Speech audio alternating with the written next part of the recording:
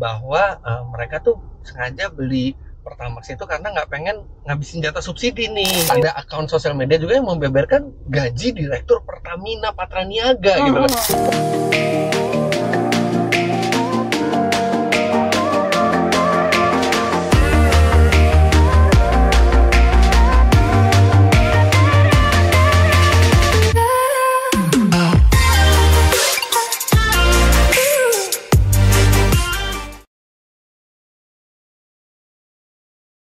Oke, akhirnya Halo. berhasil menculik Mas Fitra Eri.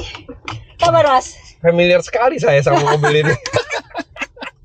Baik, Mbak Indi, baik. Udah kayak di rumah sendiri ya? Udah kayak di rumah sendiri nih, mobil harian saya juga sama nih. Mas Fitra aja nyetir apa? Enggak apa-apa, Mbak Indi aja. Beneran? Iya. Iya, lebih santai ya? Kan lebih susah ngejawab daripada ngasih pertanyaan kan? Emang? Jawab kan lebih panjang, jadi Harus ini apa? Konsentrasi. Konsentrasi. Yo. Mas Fitra, halo, apa kabar? Biar lebih terang. ini beda nih kalau sama orang yang biasa podcast. Biasanya di mobil ya Mas ya? Belum rencana emang pengen bikin podcast di mobil, tapi Iya. belum terlaksana. Ini sangat-sangat apa ya? Sangat-sangat Convenient ya? Iya. Ringkes banget. Ringkes ya, Ya kan? betul. Sendiri udah cukup. Iya. Mas Jadi Fitra, saya narasumber keberapa? Maksudnya wah, bintang tamu keberapa? udah banyak. Oh, udah banyak. Udah banyak. Oh, jadi saya bukan prioritas utama ya. Kemarin sempet tuh ngobrol sama Pak Mahfud MD. Oh, Pak Mahfud sempat di sini. Di sini. Di sini duduk. Di Oh my god, suatu kehormatan nih. Apa sih? Mas Fitra, nih galau nih Mas. Hati kita semua galau gitu. Apa galau?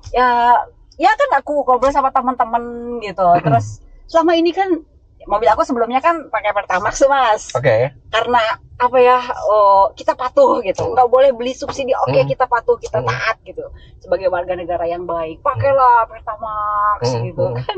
Terus jedeng ada berita itu gitu Mas. Kalau menurut saya ya, kita tuh nggak perlu khawatir karena listrik belum ada oplosannya sekarang. Itu Ini listrik kan? iya Oke. jangan belum ada dong, nggak ada. Oke, tapi kalau serius ya, kalau misalnya Iya, serius iya, ya, iya. ya siapa yang nggak Sedih, kaget, Mas. siapa yang nggak kaget, apalagi kemarin tuh di beberapa talk show saya ketemu sama orang yang mereka ngaku bahwa mereka tuh sengaja beli Pertamax itu karena nggak pengen ngabisin jatah subsidi nih, Betul. gitu kan? Mereka ingin tidak mau membebani negara, tapi seperti ini. Tapi begini, ini ada dua versi yang sama-sama kita tidak tahu kebenarannya. Dari Kejagung pada saat awal penangkapan mereka bilang terjadi pengoplosan. Yang mestinya beli bensin oktan 92 dibelikan bensin oktan 90, dioplos menjadi 92. Ada yang mengatakan oplos. Ya. Ada juga oplos yang dan blending itu kan sebenarnya cuman tapi iya itu dari kejaksaan ya. ya, oplos itu kan konotasinya lebih negatif, blending itu lebih scientific. Tapi itu sama aja mencampur kan. Tapi ada juga yang mengatakan bahwa itu adalah Pertalite, tapi dengan harga kita belinya harga Pertamax gitu. Betul. Itu sedih banget gitu loh Mas. Tapi di lain sisi pada saat dengar pendapat DPR, Betul. tiba-tiba terjadi kesimpulan bahwa tidak ada pengoplosan. Artinya kan kita masyarakat tidak tahu mana yang benar gitu kan. Jadi ya wajar kalau ada keresahan seperti itu. Ngerasa kayak boleh nggak sih Mas Fitra di rumah kan mobil banyak tuh. Yes. Banyak yang Pertamax dong. Atau turbo semua. Kebetulan di dekat rumah saya itu ada SPBU swasta. Dan saya memang dari dulu SPBU swasta itu saya suka. Sebenarnya saya tidak bisa memastikan ya apakah kualitasnya lebih baik atau tidak. Tapi pelayanannya yang saya suka gitu ya. Toiletnya bersih. Iya gitu ya. Jadi memang kita kadang-kadang isi Pertamax turbo kalau memang kita lagi kehabisan bensin dan mungkin jauh ke SPBU swasta gitu ya. Bukan karena saya cinta swasta, tapi memang kita harus akui pelayanannya tuh dimulai bagus itu dari swasta itu kan. Iya. Jadi Mas Fitra selama ini dekat rumah ada yang ya, itu kebetulan. yang swasta itu. Dan kebetulan sekarang sehari-hari seringan pakai mobil listrik, jadi beli bensin tuh jarang sekali. Iya. Nah, pertanyaan, tapi pernah dong beli Pertamax dari 2018 sampai 2023? Pernah atau sering? Pernah. Nggak sering, pernah. Oh, pernah. Karena biasanya saya langsung ke Pertamax turbo kalaupun gitu. Karena selisihnya tuh nggak banyak, menurut saya sama-sama nggak subsidi, selisihnya hanya berapa ratus rupiah. Saya pikir ya daripada kekurangan oktan mendingan kelebihan oktan. Oh gitu. Iya. Untuk mobil lebih, supaya mobil terjaga dari detonasi, dari performa yang turun atau dari bahan bakar yang boros.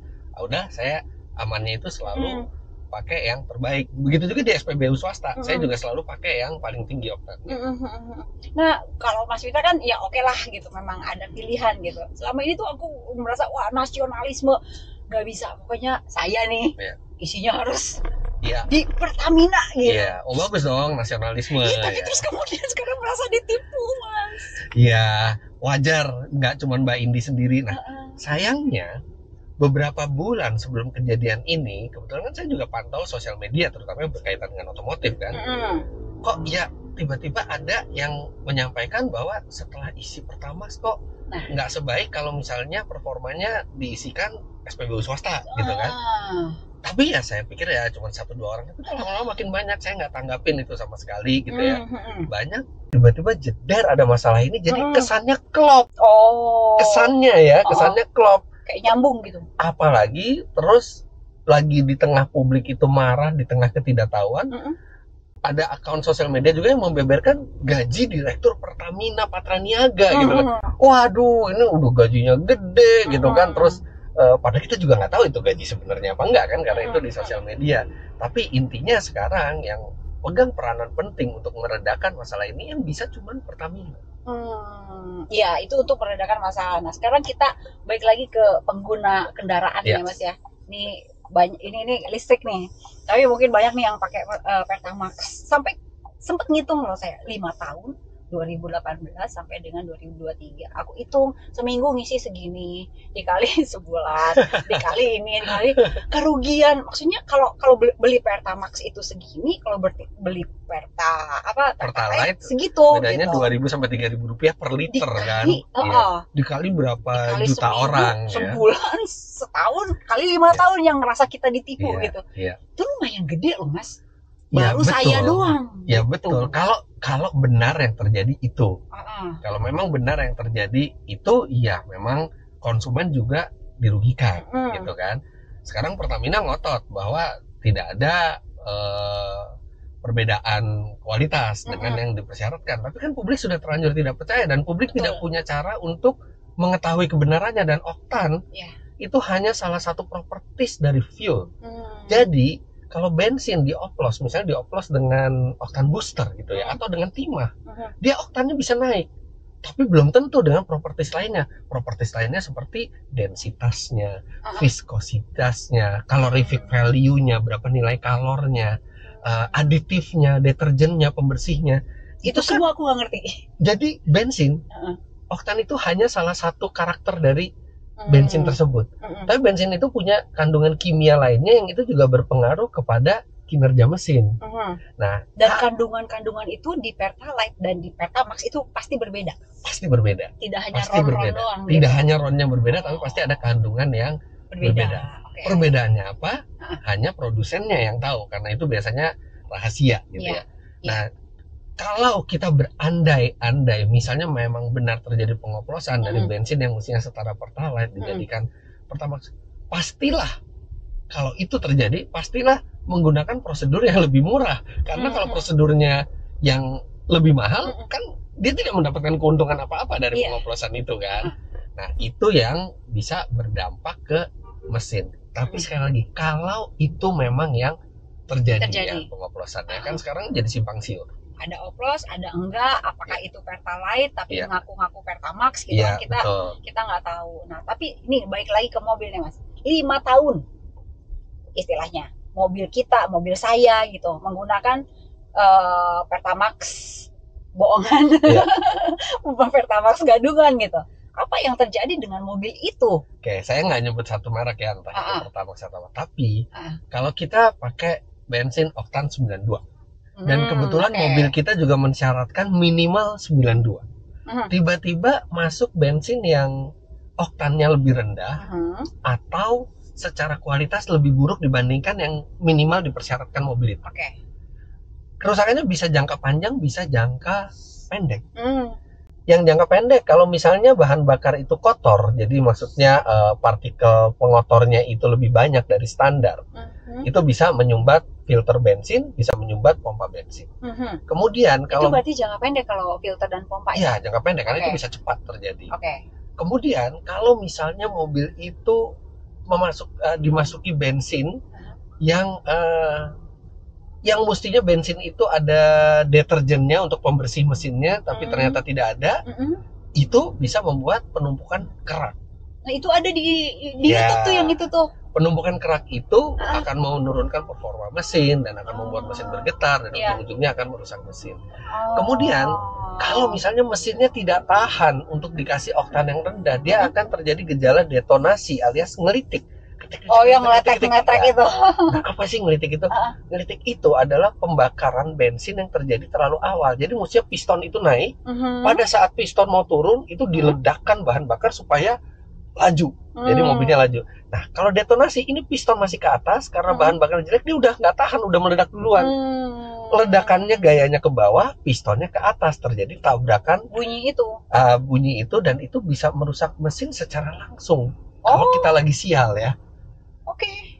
Tapi jangka panjang kalau mesin ngelitik terus itu bisa merusak piston, ring piston, stang piston, silinder head, blok mesin, dan itu biaya perbaikannya bisa sangat mahal. Intinya bahan bakar itu seperti makanan yang kita konsumsi.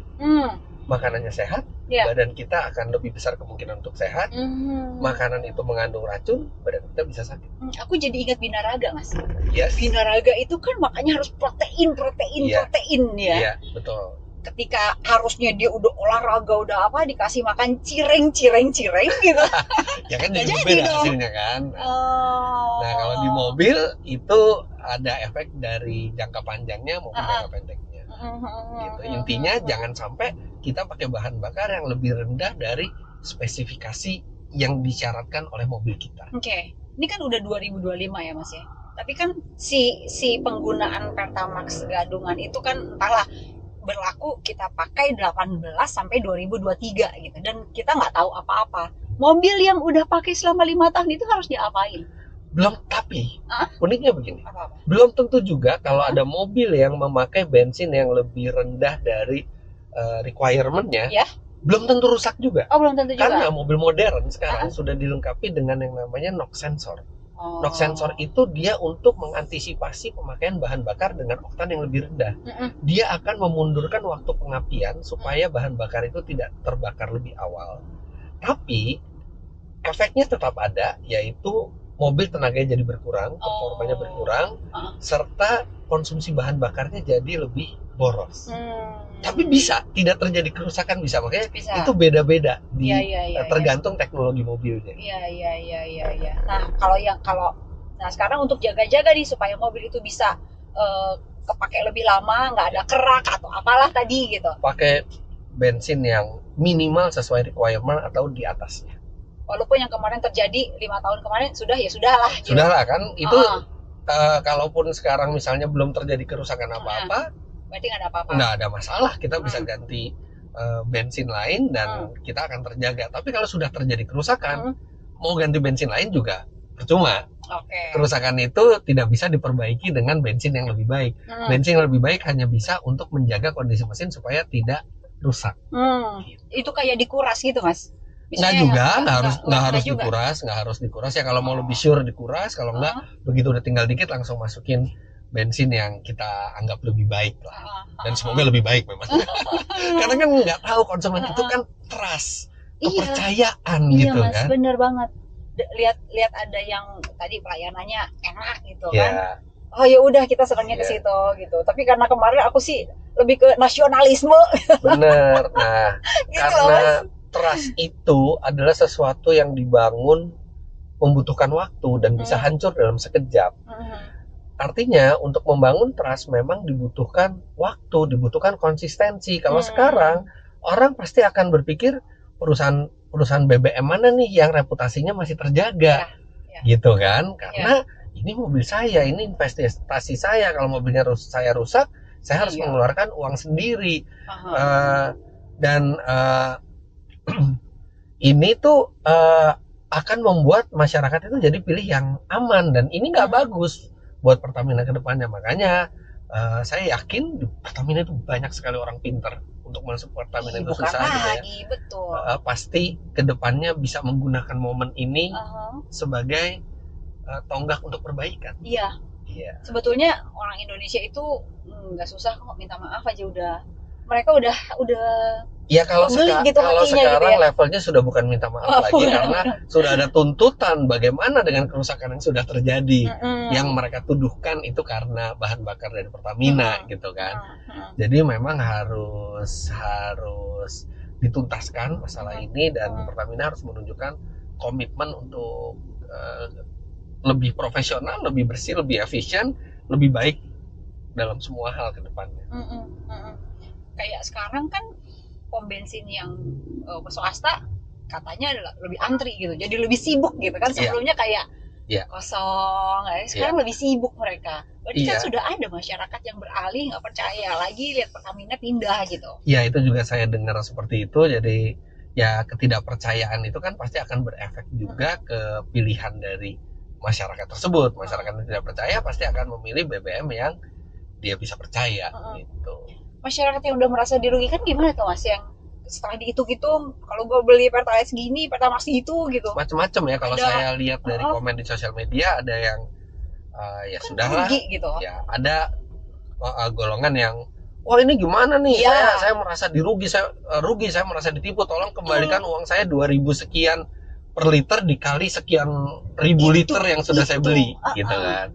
Ada juga yang bilang ya udah moga-moga Pertamina ke depan saya tetap isi Pertamina, berharap ke depannya. Ada juga yang mereka switch sampai masalah ini selesai gitu. Jadi beragam memang reaksinya. Harus kayak mana yang dipilih sebaiknya? Itu semua tergantung preferensi orang ya, masing-masing gitu ya. Karena nggak semua juga punya pilihan untuk ke BBM swasta. Ada misalnya di daerah-daerah yang mereka memang hanya ada Pertamina di sana gitu kan. Kalau misalnya memang ragu gitu ya sekalian aja isi yang mungkin Pertamax Turbo ya, yang oktannya lebih tinggi ya. Kalau uangnya lebih Mas. Mungkin kalau uangnya lebih. Ya tapi memang ya itu turbo, dia. Mas. Cuman kan ya kan hidup ini pilihan, dan sekarang mungkin pilihannya bagi orang yang merasa tidak percaya lagi kan lebih sulit gitu kan. Namanya udah nggak percaya ya, artinya harus berubah pilihan ya. Mungkin konsekuensinya adalah dengan bahan bakar yang memang spesifikasi awalnya lebih tinggi, atau gunakan kendaraan umum, atau gunakan mobil listrik. Itu baik lagi ke pilihan atau nebeng teman. Ya itu kan salah satu mobil listrik itu kita tidak perlu khawatir akan kualitas listrik kan. Karena listrik sama, bukan bahan kimia, dia energi. Betul. Temanku tuh ada yang naik motor gitu, dia udah cerita dari tahun lalu tuh, ngerasa bahwa ini kok motor kalau diisi sebelum ada isu ini ya, sebelum tahun lalu bahkan 2024 ini kok motor kalau diisi pakai yang swasta gitu kok enak ya gitu, tapi diisi ya maaf aja ini cerita beneran gitu, Pertamax dari Pertamina kok kayak nggak semulus, nggak seenak pakai yang swasta sendiri, gitu. Karena di komen-komen netizen juga banyak hal serupa yang saya temuin, yang tadinya saya cuekin aja, masa sih iya masa sih gitu ya, karena saya nggak punya pengalaman langsung. Saya tidak pernah mengisi Pertamax dan merasakan mobil jadi nggak enak tuh, nggak pernah. Jadi saya kira masa sih benar, persis. Kok makin lama makin banyak, tiba-tiba begitu ada masalah ini yang tadinya nggak bersuara jadi bersuara semua gitu. Nah ya udah, sekarang kita tinggal tunggu kelanjutannya gitu ya Mas ya. Iya, dan saya sih sangat berharap momen ini bisa digunakan oleh Pertamina untuk satu, melakukan komunikasi publik yang tepat. Be humble, rendah hati, minta maaf ada kejadian ini. Komitmen untuk melakukan audit internal dan eksternal, audit dari pihak yang independen, transparan, dan tidak takut untuk mencopot siapapun yang terlibat dalam penyimpangan, baik yang sudah diketahui maupun yang belum diketahui. Karena saya yakin kalau korupsi itu dihilangkan atau minimal diminimalkan sekecil mungkin gitu ya, apalagi kalau nilai kita dengar nilainya kemarin fantastis, kalau itu bisa setahun loh itu. Iya, itu setahun ya. Setahun loh itu. Kalau Pertamina diefisienkan, maksudnya makin efisien gitu ya, dengan remunerasi yang mungkin lebih wajar sesuai dengan ada yang di industri ini mengurangi kebocoran, saya yakin Pertamina bisa memberikan pelayanan yang lebih baik, produk yang lebih baik dengan harga yang mungkin bisa lebih terjangkau, dan menghasilkan profit yang lebih besar untuk negara ini. Betul. Kemarin tuh sempat terjadi hal receh, tapi receh yang sangat menyenangkan gitu kalau buat aku gitu. Yang toilet nggak bayar dulu kan, Pak Erick Thohir, toilet nggak bayar, terus harus bersih, musola bagus, pokoknya itu seneng gitu awal-awal. Tapi kok begitu ada kejadian kayak gini, aduh gue pengen menyebut sesuatu yang kasar, nggak boleh. Tapi gue ditipu gitu, sekian tahun gue ditipu. Bersyukur lah, kita harus bersyukur kejadian ini terjadi. Karena ya mungkin ini kita harapkan ini jadi langkah awal yang nanti bisa konsisten untuk bersih-bersih di area BUMN, yang mana juga banyak uang pajak juga ada di situ gitu kan. Jadi